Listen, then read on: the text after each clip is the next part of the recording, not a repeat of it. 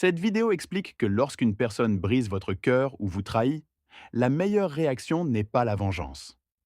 Chercher à se venger peut donner un soulagement temporaire, mais en réalité, cela vous fait encore plus de mal et vous empêche de guérir. Point clé. 1. Les effets négatifs de la vengeance. La vengeance ne guérit pas la douleur. Elle l'amplifie et vous emprisonne dans le passé. 2. Se reconstruire. La meilleure réponse est de se concentrer sur soi, d'améliorer sa vie et de transformer sa souffrance en force. 3. Apprendre à lâcher prise. Pardonner, même si la personne ne le mérite pas, est essentiel pour retrouver la paix intérieure. 4. Trouver la paix intérieure. Le vrai bonheur vient du fait de ne pas laisser les actions des autres contrôler vos émotions. Message final. Le plus grand revanche est de réussir et de vivre en paix, sans laisser la haine ou la colère diriger votre vie. On t'a brisé le cœur, tu le sais. Une personne spéciale t'a marqué, t'a blessé d'une manière que tu croyais impossible. La douleur est réelle, elle est palpable, et dans ces moments, tout semble perdu. Mais ce que tu dois comprendre maintenant, c'est que cette douleur, aussi accablante soit-elle, ne te définit pas. Le vrai pouvoir ne réside pas dans le fait de s'accrocher au ressentiment ou de revivre ce qui est déjà passé.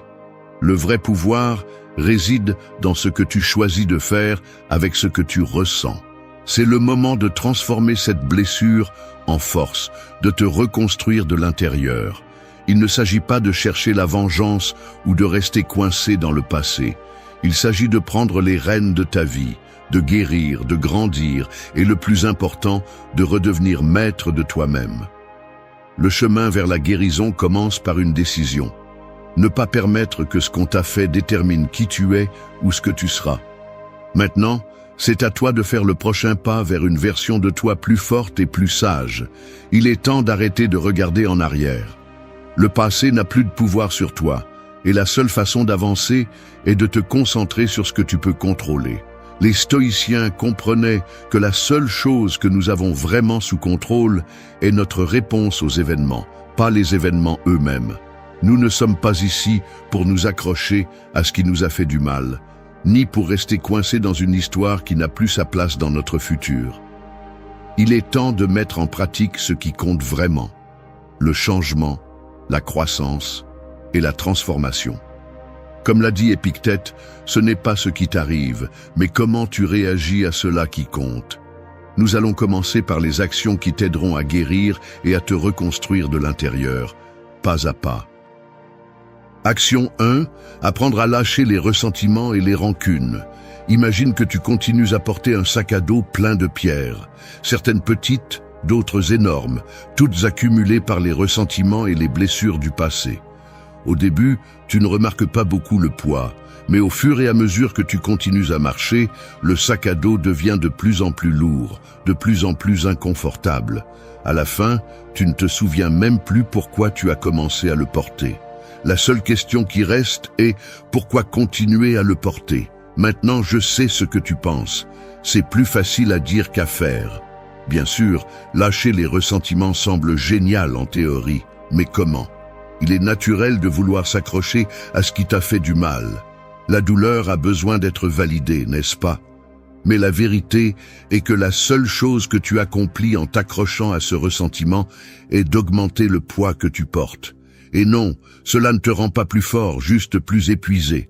Chaque fois que tu revivifies ce qu'on t'a fait, c'est comme ajouter une pierre de plus à ton sac à dos. Veux-tu vraiment continuer à traîner ce poids? Les stoïciens, comme Marc Aurèle, comprenaient que la rancune ne te maintient qu'attaché à ce que tu ne peux pas changer. Au lieu de rester coincé dans un cycle de colère, ils nous rappelaient que la vraie liberté réside dans ce que nous décidons de lâcher. Le ressentiment ne te rend pas plus sage ni plus fort, juste plus lourd. Et tant que tu continues à porter ce sac à dos, tu te perdras sur le chemin de ta propre croissance. La liberté n'est pas dans la lutte contre ce qu'on t'a fait, mais dans l'arrêt de la lutte contre le passé et la concentration sur le présent. Le ressentiment est un fardeau émotionnel qui épuise, qui consomme ton énergie et t'empêche d'avancer. En le gardant, tu permets au passé de contrôler ton présent et ton avenir.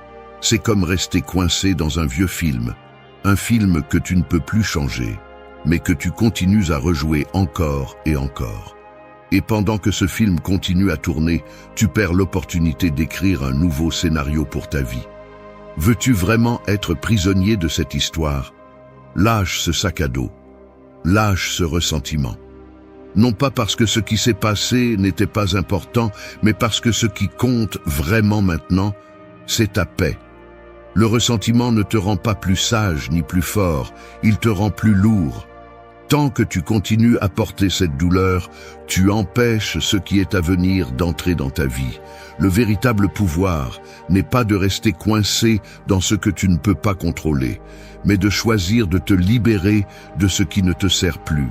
Souviens-toi, la seule chose que tu contrôles maintenant, c'est comment tu décides d'avancer.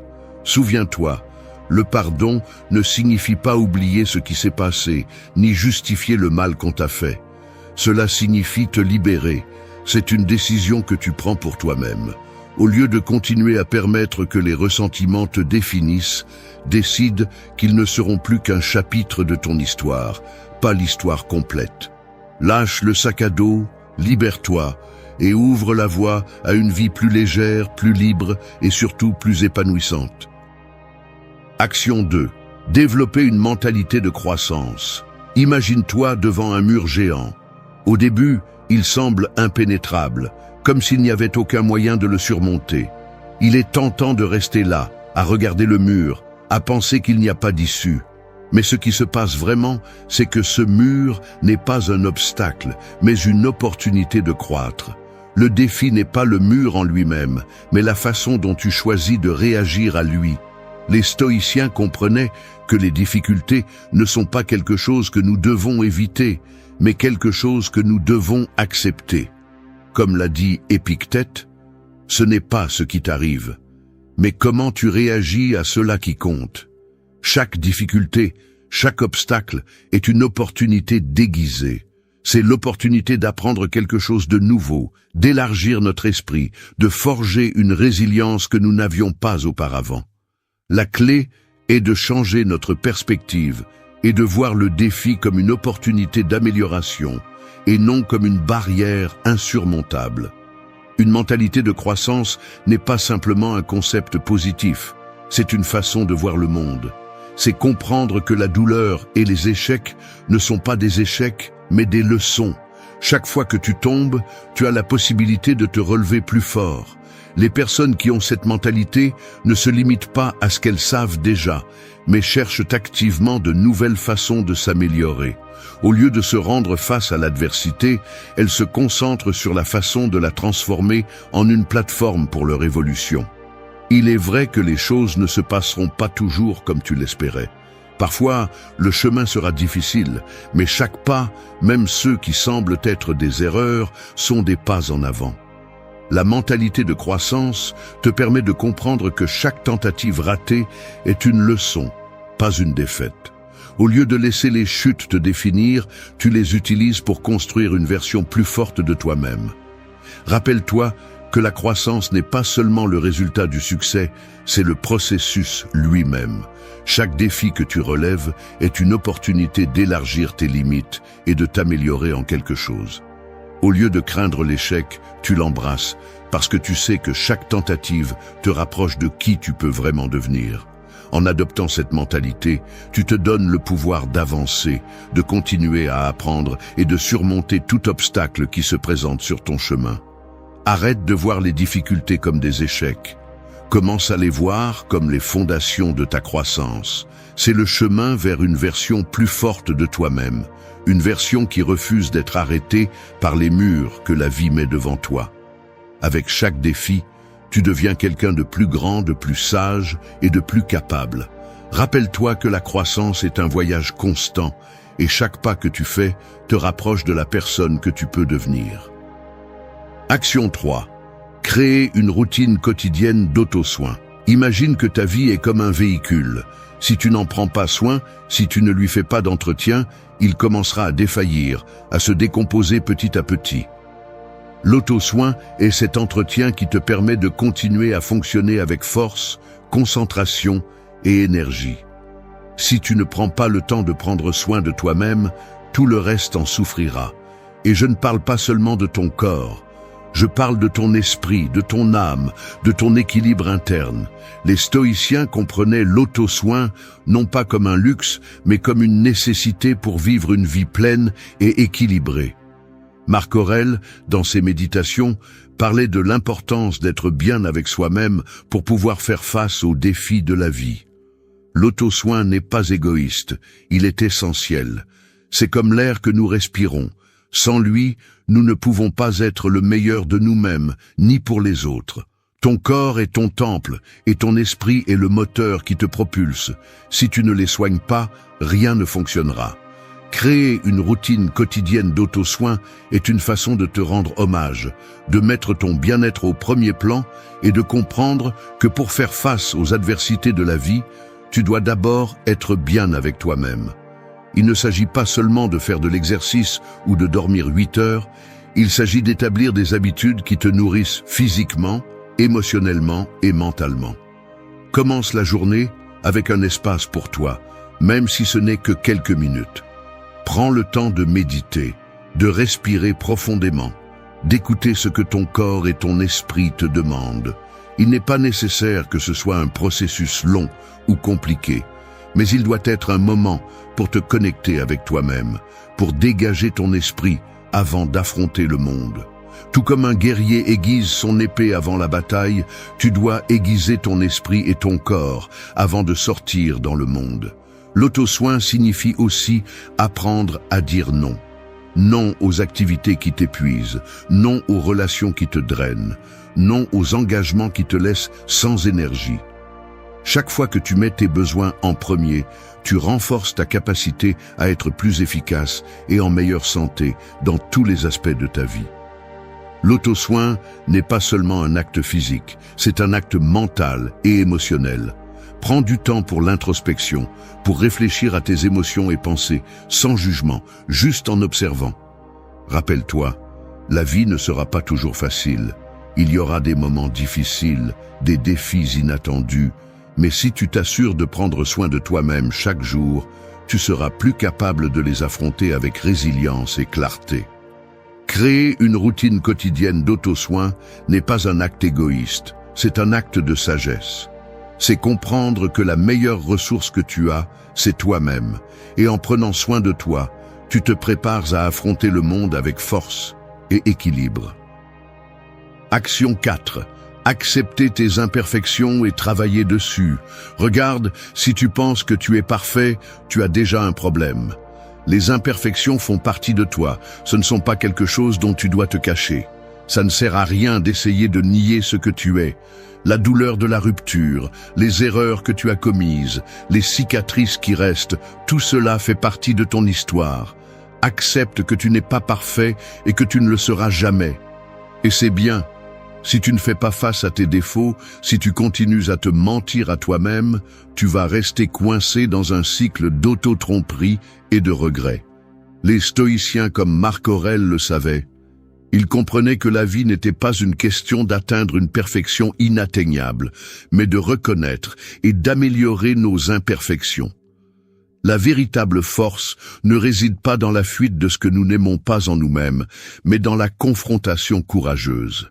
Accepter tes imperfections n'est pas une reddition, c'est être réaliste et comprendre que ton pouvoir réside dans ce que tu fais avec elles. La perfection ne te rendra pas plus fort, elle te rendra faible parce qu'elle te rend vulnérable à la frustration lorsque tu échoues inévitablement. Voici la vérité. Tu ne peux pas changer ce que tu as déjà fait, mais tu peux changer comment tu agis maintenant.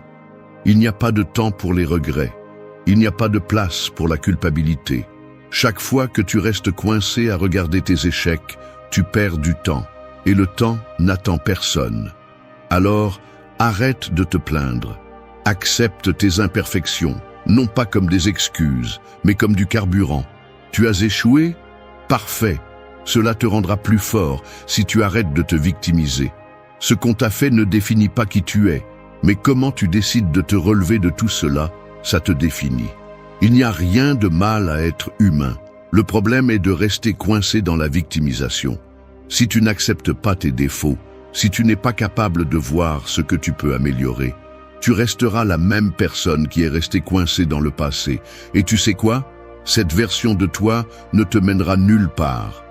Les stoïciens savaient que l'amélioration constante est le chemin vers la liberté. Si tu continues à croire que tout doit être parfait, tu ne t'amélioreras jamais. Alors accepte ce que tu es et travaille tous les jours pour devenir quelqu'un de meilleur. Les imperfections ne sont pas un obstacle, elles sont ton opportunité de devenir meilleur. Arrête de t'inquiéter pour ce que tu ne peux pas changer et concentre-toi sur ce que tu peux améliorer. Qui es-tu aujourd'hui? C'est la question la plus importante. Si tu ne fais rien avec tes échecs, tu ne progresseras jamais. Mais si tu les acceptes, les affrontes et travailles dessus, tu seras imbattable. Action 5. Redéfinir qui tu es après la rupture. T'es-tu retrouvé à fixer le vide, te demandant qui tu es maintenant? Il est temps d'arrêter de te poser cette question. La rupture t'a laissé en miettes, mais cela ne te définit pas. Ne continue pas à traîner la même histoire de victime encore et encore. La seule personne qui a le pouvoir de redéfinir ta vie, c'est toi. Que vas-tu faire? Rester là à te lamenter. Crois-tu vraiment que cela va t'aider à avancer? Arrête de t'accrocher à l'idée de ce que tu étais avant la rupture. Cette personne n'existe plus. La douleur n'est pas une fin, c'est le début de quelque chose de nouveau. Ce n'est pas le moment de chercher du réconfort dans ce qui a été. C'est le moment de décider qui tu vas être maintenant. Ce qu'on t'a fait ne peut plus définir ton existence. Pourquoi continuer à te laisser détruire par leur absence? Le changement commence quand tu décides que tu ne seras plus le même qu'avant. Ce passé ne te sert plus. Il est temps de te réinventer. Les stoïciens l'ont parfaitement compris. Ce ne sont pas les événements qui nous définissent, mais notre réponse à ces événements. Marc Aurèle, dans ses méditations, nous disait que la vie ne concerne pas ce qui t'arrive, mais comment tu réagis à cela. La rupture ne te définit pas, ta réaction à celle-ci le fera. Lève-toi une fois pour toutes et prends le contrôle de ta vie. Si tu restes attaché à ce que tu as perdu, tu restes prisonnier d'un passé que tu ne peux plus changer. Il est temps que tu commences à écrire un nouveau chapitre. Es-tu prêt à être plus fort, plus sage, plus indépendant? Si tu continues à t'identifier à la souffrance, à l'absence de cette personne, tu te refuses le pouvoir de grandir. Chaque jour est une nouvelle opportunité d'être quelqu'un de différent, d'être quelqu'un de meilleur. La rupture t'a appris quelque chose, mais elle t'a donné une leçon que tu ne peux pas ignorer. Vas-tu l'ignorer? Ne reste pas coincé dans ce qui a été. Tu es plus que ça. Tu construis une nouvelle version de toi, une version qui sait ce qu'elle vaut, qui ne se laisse pas définir par les circonstances. Plus d'excuses, plus de lamentations. Tu n'es pas la personne qu'ils ont laissé être. Tu es la personne que tu décides d'être maintenant. C'est à ton tour de prendre les rênes. Redéfinis ta vie, définis ton futur.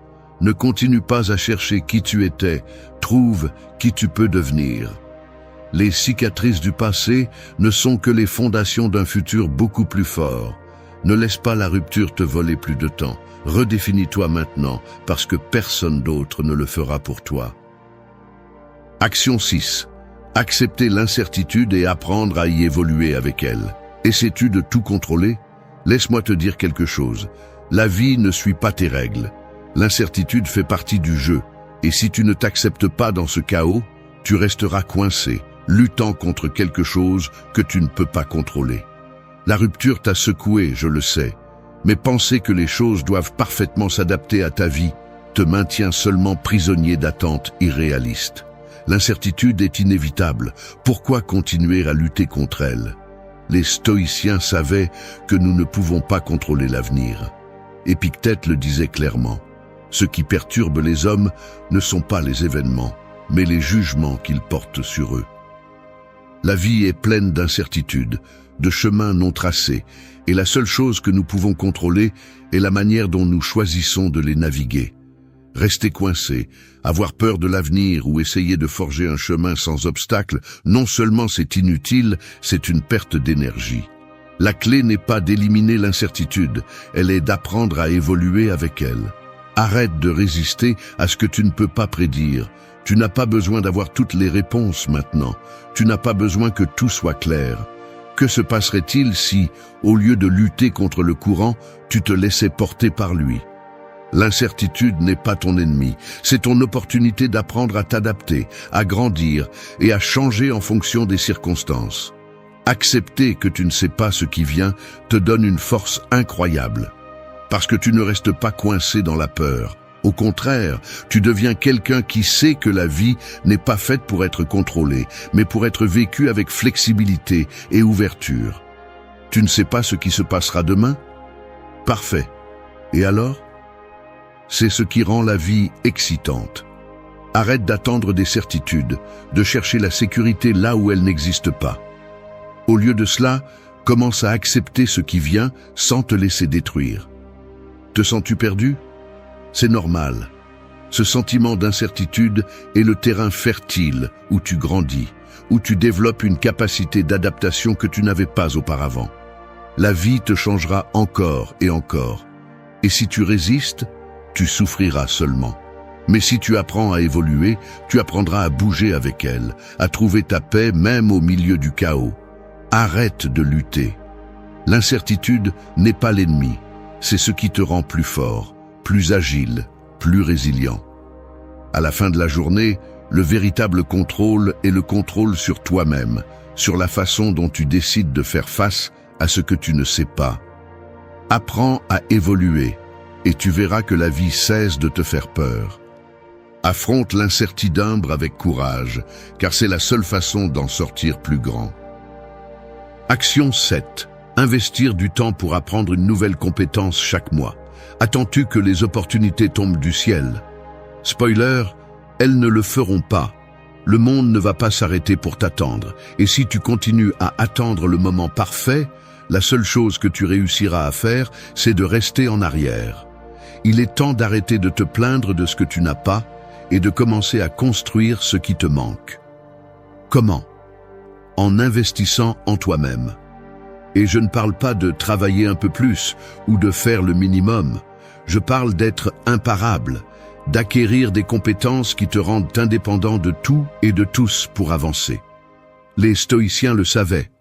Le temps est la seule chose que nous possédons vraiment et tu dois l'utiliser à ton avantage. Marc Aurèle, par exemple, comprenait que la meilleure façon d'utiliser le temps est de l'utiliser pour grandir, pour apprendre. Alors, que fais-tu avec le tien? Si tu n'investis pas pour t'améliorer, tu perds. Et non, il n'y a pas d'excuses qui tiennent. Peu importe à quel point tu es occupé. Si tu n'as pas le temps d'apprendre quelque chose de nouveau chaque mois, tu choisis de vivre dans la médiocrité. La vie n'attend pas que tu sois prêt et la compétence dont tu as besoin pour avancer n'arrivera pas par magie. Investir en toi-même ne te rend pas seulement plus précieux, il te prépare à tout ce qui peut t'arriver. Alors, choisis une compétence chaque mois, peu importe laquelle. Elle n'a pas besoin d'être grande, mais qu'elle soit quelque chose qui te mette au défi, qui te sort de ta zone de confort. Suis ce cours, apprends une langue, améliore ta technique dans quelque chose qui t'intéresse déjà. Mais ne reste pas stagnant, car la stagnation est la pire chose que tu puisses te faire. Chaque compétence que tu acquiers ne te rend pas seulement plus compétent, elle te rend plus fort mentalement. Elle te montre que tu es capable d'apprendre, de t'adapter, de t'améliorer. Il n'y a aucune excuse pour ne pas le faire. Si tu n'as pas le temps, fais-le. Si tu n'as pas d'argent, fais-le. Il y a des ressources partout et la seule chose qui t'arrête est ta propre paresse. La mentalité stoïcienne n'est pas pour les faibles.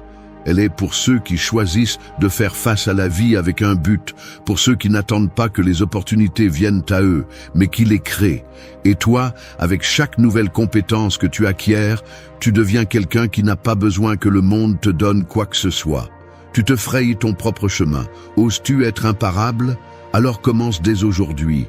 1 mois, une compétence. Arrête d'attendre. Commence à agir. Le temps n'attendra pas pour toi, mais si tu l'investis correctement, tu seras prêt pour ce qui vient.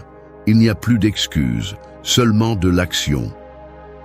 Action 8. Prioriser l'auto-soin physique et mental sans ressentir de culpabilité.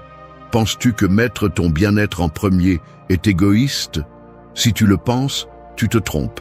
Arrêter de prendre soin de toi parce que tu penses que tu ne mérites pas de temps pour toi est l'une des plus grandes erreurs que tu peux commettre. Sais-tu pourquoi? Parce que si tu ne prends pas soin de toi, tu ne pourras pas prendre soin des autres. Alors oui, ta santé physique et mentale doit être ta priorité et tu n'as pas à t'excuser pour cela. Culpabilité? Il n'y a pas de telle chose quand tu prends le temps de te renforcer et de te rétablir. Les stoïciens l'ont bien compris. Marc Aurèle disait que le bien-être physique et mental n'est pas un luxe, c'est une nécessité pour vivre pleinement et efficacement. Si tu t'épuises constamment, si ton esprit est épuisé et ton corps ne répond pas, tu ne pourras pas faire face à ce que la vie te lance. Et non, nous ne parlons pas seulement de faire de l'exercice ou de dormir 8 heures. L'auto-soin signifie honorer ton corps et ton esprit, reconnaître tes limites et agir en conséquence. Arrête de jongler avec 1000 choses sans tenir compte de ta santé. Si tu n'as pas d'énergie, si ton esprit est embrouillé par le stress, comment espères-tu prendre des décisions claires? Comment peux-tu être la meilleure version de toi-même si tu es complètement épuisé? La vie ne va pas t'attendre, mais si tu te négliges, elle va te renverser. Il est temps de faire quelque chose de radical, te mettre en premier, sans excuse. Si tu as besoin de te reposer, repose-toi. Si tu as besoin de déconnecter, fais-le. Pourquoi? Parce que sans toi, sans ton bien-être, rien d'autre n'a d'importance. Tu n'as pas à être occupé tout le temps pour être précieux. Si tu continues à te sacrifier constamment sans recharger ton énergie, la seule chose que tu vas atteindre est un point de rupture.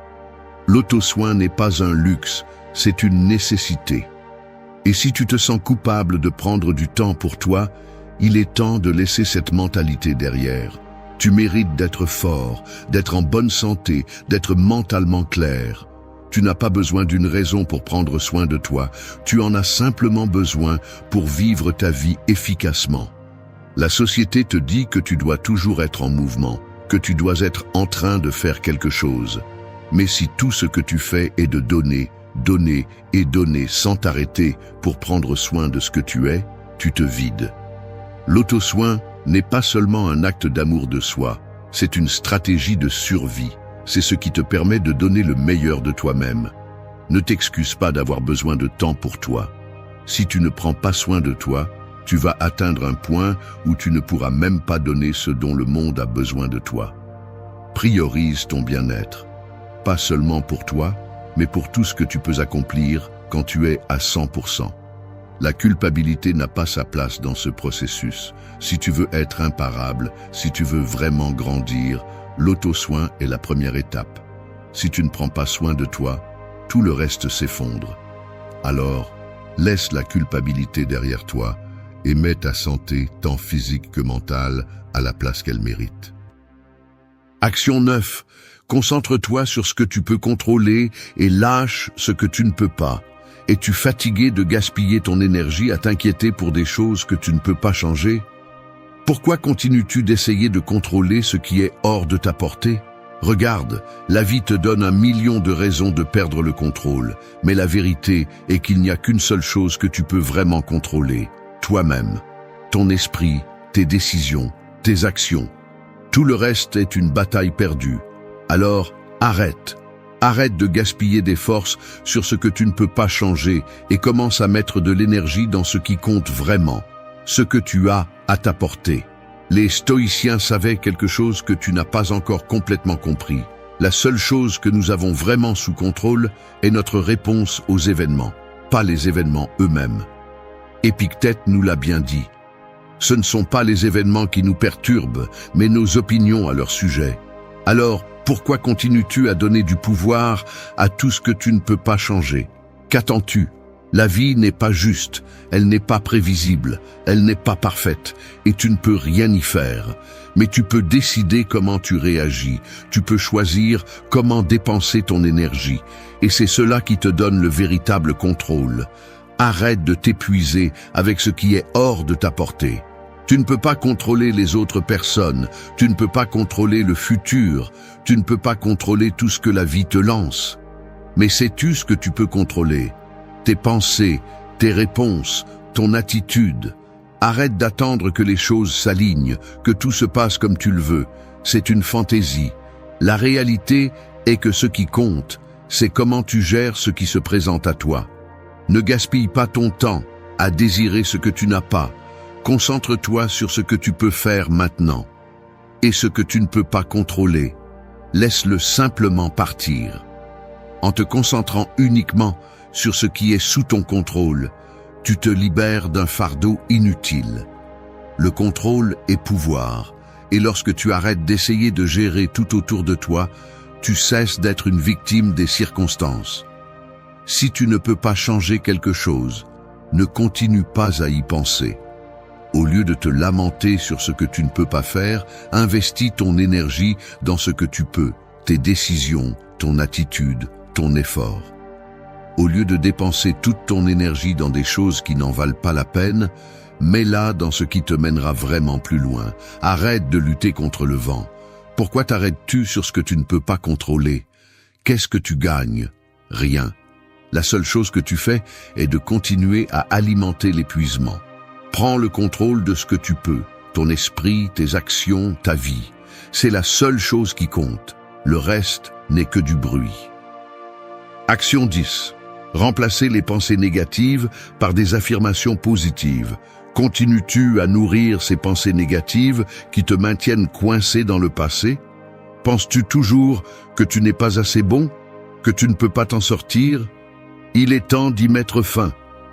Les pensées négatives ne sont rien de plus qu'un mensonge que tu te racontes à toi-même. Et le pire, c'est que tu continues à y croire. Tu ne peux pas changer ce qui s'est déjà passé, mais tu peux changer ta façon de penser, et c'est ce qui compte vraiment. Ne reste pas prisonnier de tes propres pensées. Les stoïciens comprenaient que l'esprit est notre plus grand ennemi, mais aussi notre plus grand allié. Marc Aurèle, l'un des philosophes les plus puissants de l'histoire, nous a enseigné que nos pensées sont notre réalité. Ce que tu penses de toi-même, des autres et du monde façonne qui tu es et comment tu vis. Donc, si tu continues à penser que tu n'es pas capable, cela sera la réalité dans laquelle tu vivras. Mais si tu commences à changer ces pensées, tu commenceras à voir le monde différemment. Remplacer les pensées négatives par des affirmations positives ne signifie pas vivre dans un monde de fantaisie. Il ne s'agit pas d'ignorer la réalité, mais de prendre le contrôle de ton esprit. Tu ne peux pas contrôler ce qui t'arrive, mais tu peux contrôler ta réaction face à cela. Et ton esprit, tes pensées, sont la première chose que tu dois contrôler. Chaque fois que tu te surprends à penser négativement, arrête-toi. Respire et remplace cette pensée par quelque chose de positif, quelque chose qui te pousse en avant. Imagine ce qui se passerait si, au lieu de te dire « je ne peux pas », tu disais « je suis capable de surmonter cela ». Au lieu de penser « cela ne va pas marcher », dis « j'ai tout ce qu'il faut pour faire en sorte que cela fonctionne ». Les affirmations positives ne sont pas seulement des mots vides, elles sont un rappel constant de ta capacité à changer, de ton pouvoir à créer une vie meilleure. Chaque fois que tu répètes une affirmation positive, tu programmes ton esprit pour le succès. Il ne s'agit pas seulement de mots, il s'agit d'action. Tu dois commencer à croire ce que tu dis. Les affirmations positives sont le premier pas pour prendre le contrôle de ton esprit et de ta vie. Elles sont la base sur laquelle tu construiras ton futur. Chaque pensée positive que tu remplaces par une négative est une victoire. Chaque affirmation positive te rapproche d'un pas de la personne que tu veux être. La négativité est un fardeau lourd. Qu'as-tu à gagner à le porter? Rien. Au lieu de rester coincé dans une mentalité de manque, remplace-la par des pensées d'abondance. Au lieu de penser que tout est contre toi, souviens-toi que tout est en ta faveur si tu décides de le voir ainsi. Le pouvoir des affirmations positives est le pouvoir de changer ta vie. Merci d'être resté jusqu'à la fin de la vidéo. Si vous avez tout vu, commentez « Je suis stoïcien » comme notre signe secret, indiquant que vous êtes un véritable apprenant du stoïcisme. N'oubliez pas de vous abonner et de liker la vidéo si elle vous a plu. Rendez-vous dans la prochaine vidéo et rappelez-vous, continuez à cultiver votre esprit stoïque.